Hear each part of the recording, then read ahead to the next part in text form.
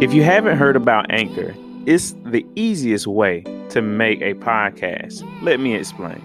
It's free. There's creation tools that allow you to record and edit your podcast right from your phone or computer. Anchor will distribute your podcast for you so it can be heard on Spotify, Apple Podcasts, and many more. You can make money from your podcast with no minimum listenership. It's everything you need in one place.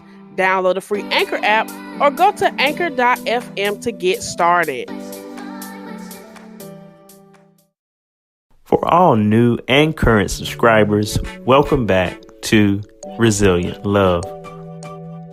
Resilient is being able to overcome difficult situations. This podcast is about love, tips on life, and how to level up in your business. Let's get started on the journey. All right, and we're back with another episode of Resilient Love. Hope you guys are doing well. We're in a new month. Happy March. Yep, happy March. So, today's topic is one that's a little different. We are stepping into the tips on life topic. You know, with Resilient Love Podcast, we talk about love, tips on life, and how to level up in your business. And we are focusing on a movie that has been out since February called Just Mercy. And it's a story of justice and redemption that is actually started as a book written by Bryan Stevenson. And so Michael B. Jordan and Jamie Foxx came together to create the movie. Big shout out to Michael B. Jordan and Jamie Foxx because they did an awesome job. They really did an awesome job. So we're not going to ruin the story for those of you who have not seen the movie, but we are going to relate it to a real life situation and just give a perspective shift, if we could say that. So do you want to just give them some background of what it is and how it began?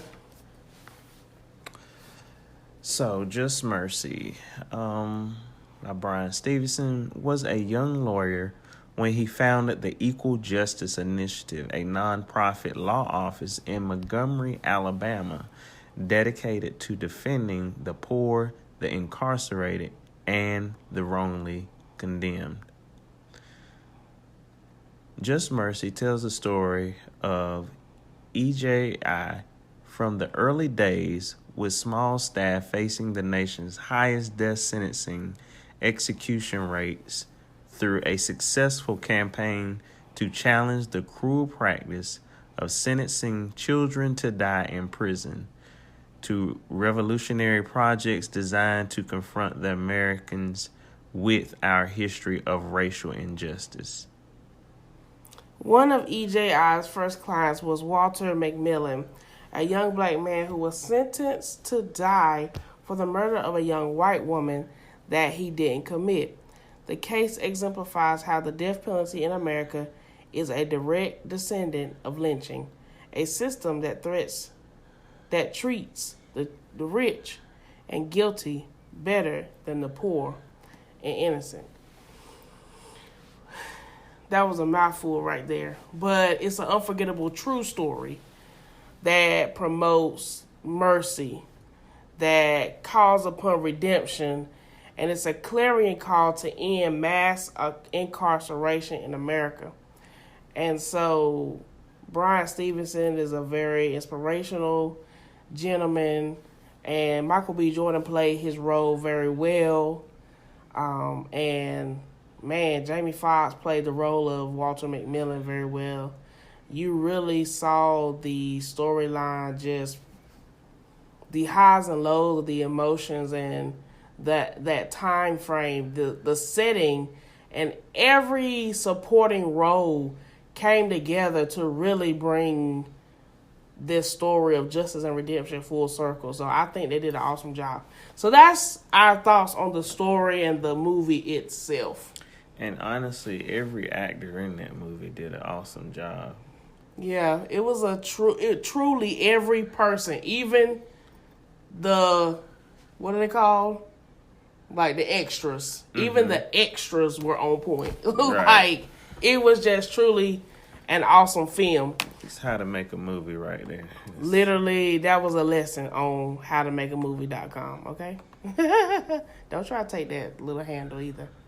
But we bring this up because of a recent case that occurred at the time we're recording this episode almost 24 hours ago. We lost a brother, a friend. Somebody lost their significant other. Alabama executes Nathaniel Woods Jr., linking him to the killings of 3 police officers. And he had no last words. He had no last words. This took place again in Alabama. And we bring this up because the death row inmate Nathaniel Woods Jr., 43, was executed in Alabama on Thursday, March the 5th, 2020, after being convicted of capital murder for his role in another defendant's killing of 3 Birmingham police officers in 2004. Can we just have a moment of silence?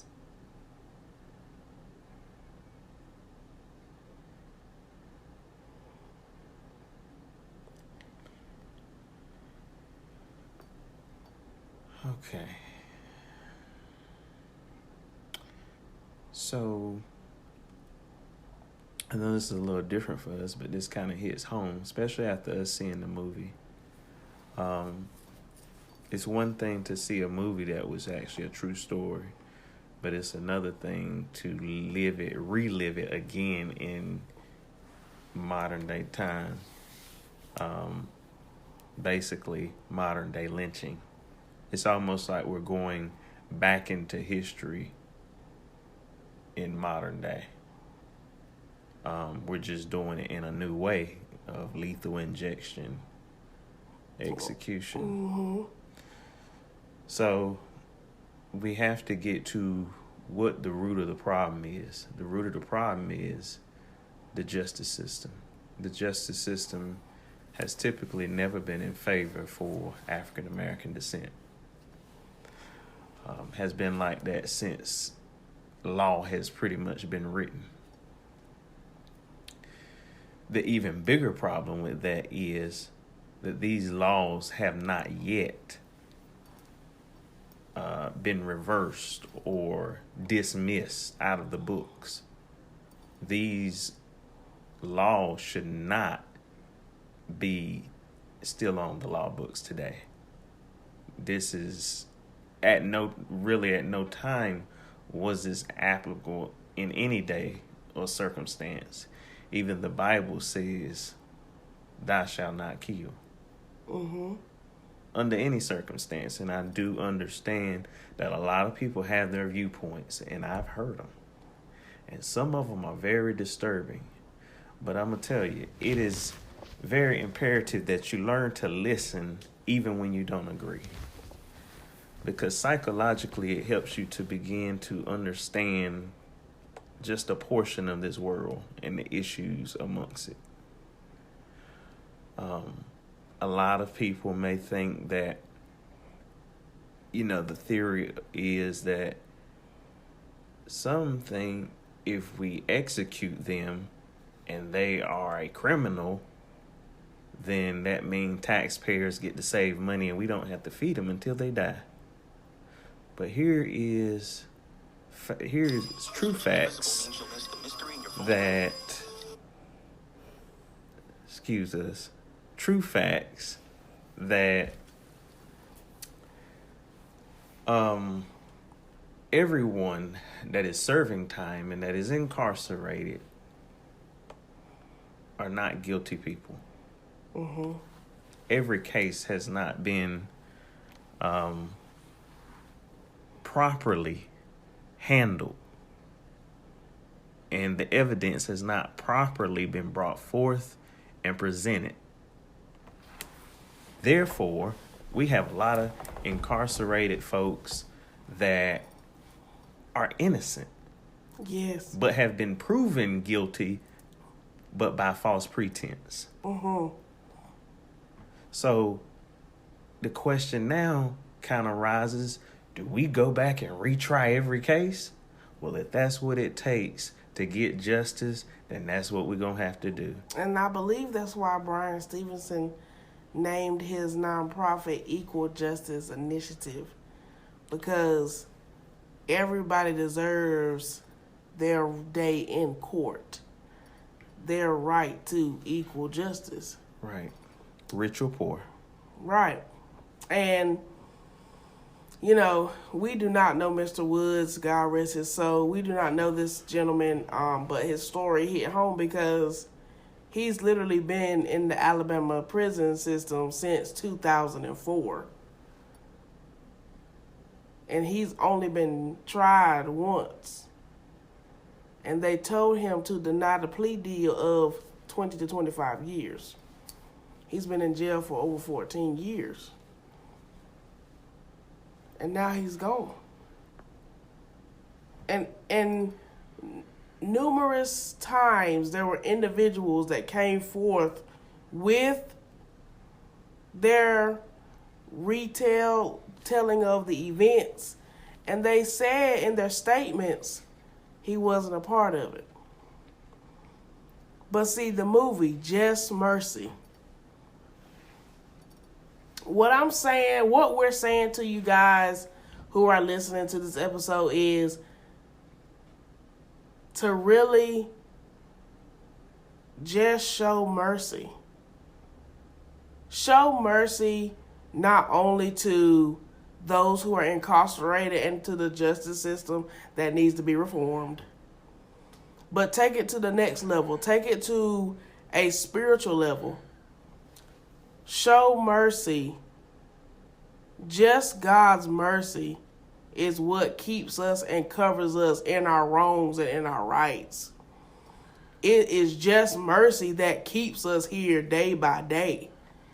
We have not done anything so great. This gentleman was in his household relaxing when the police at the time of this particular incident just literally with no warrant busted in his household. They invaded his space.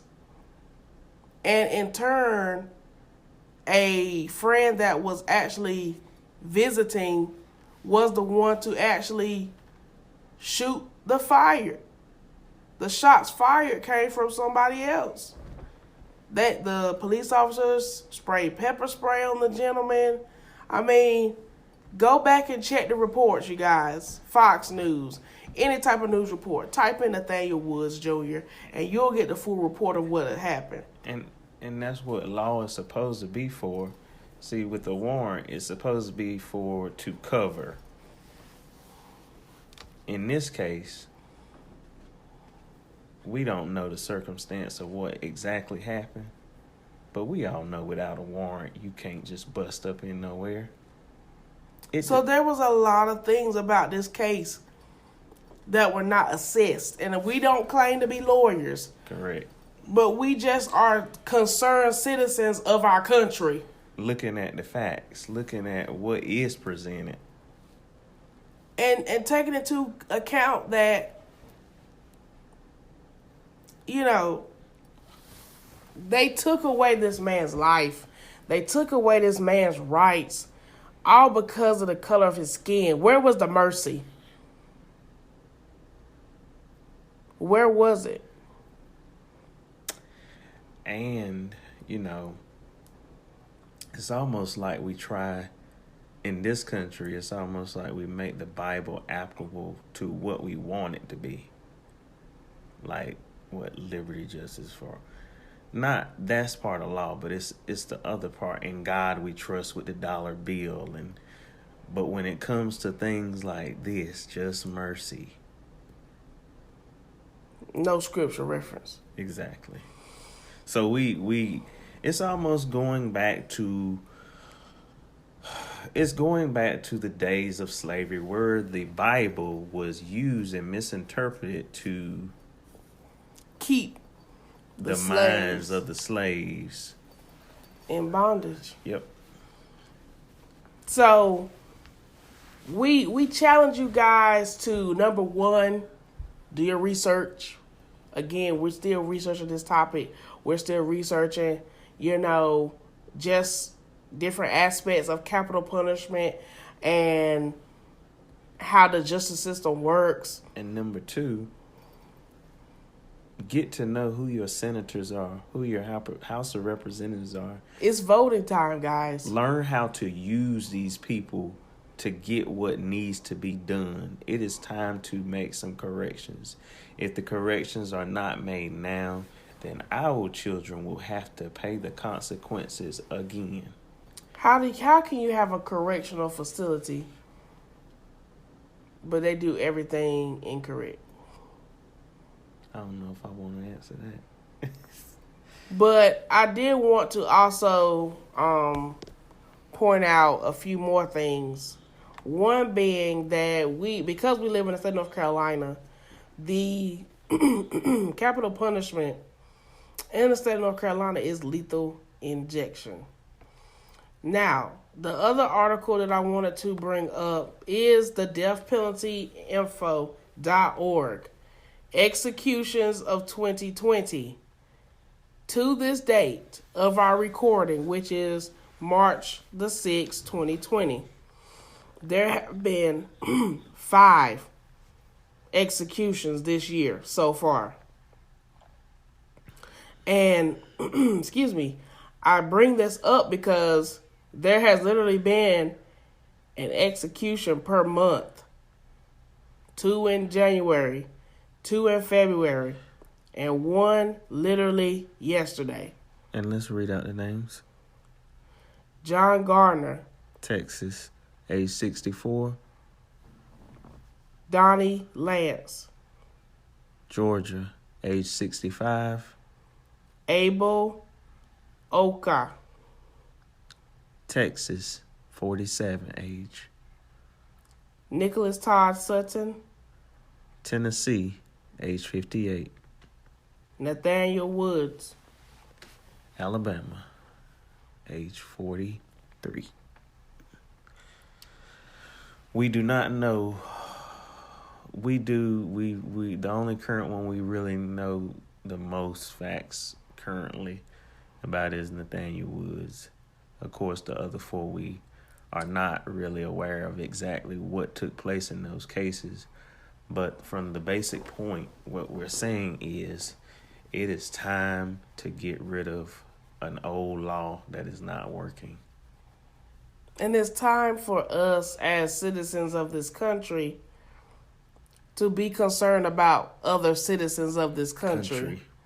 Whether we know them or not. We have to stop this narrative that our leadership has established of this divide and conquer.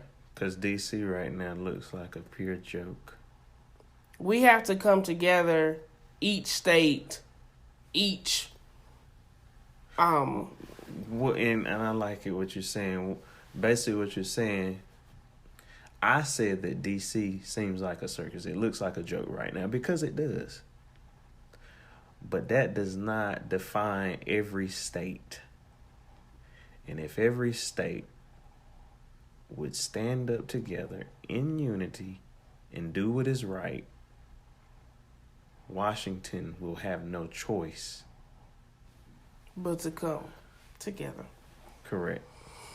So we challenge you, whoever you are, get active in your community. Get connected with your local government. Stay in the know. Be a part of the change that you want to see. And always remember, just mercy.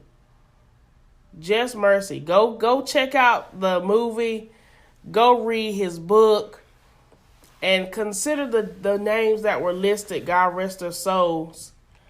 Consider the names, whether they were right or wrong. Consider the names. And let's begin to look at the correctional institution in a different way, because it's supposed to be to correct the problem, or to at least figure out some type of rehabilitation method. Even if the person serves life, I believe one life that may serve life does not mean it does not have a life of no purpose. Yeah. So, I know this topic was a little deep and very complex. It is one that we are still developing, but we wanted to bring to you what we have learned and gathered thus far. So if you have any feedback, if you want to continue this dialogue, comment below, share this with someone. Maybe they can help us to learn more about how we can get connected in our local state, which is North Carolina. So again, thank you guys for listening. This was different for Resilient Love, but we want to be the change. We desire to be the change that we want to see in this community and in our country, And so it starts with us doing the research and being advocates. So thank you guys again for listening. And thank you, and we hope that with this, that it will help you to begin to get proactive, because we definitely don't want to wait until this issue arises at our doorsteps. And, we may think that it couldn't happen to us, but I'm pretty sure Mr. Wood's family thought it couldn't happen to them. So take that in consideration, that it could be you. So be proactive. Help another brother or sister. And just show mercy. Thanks so much for listening to Resilient Love Podcast. We wanted to take this opportunity to also let you know that you can help us by committing to a monthly fee of 99 cents, $2.99, or $9.99. Those contributions help us to keep this movement of resilient love going. Blessings to all listeners and subscribers. Thank you all. Resilient Love.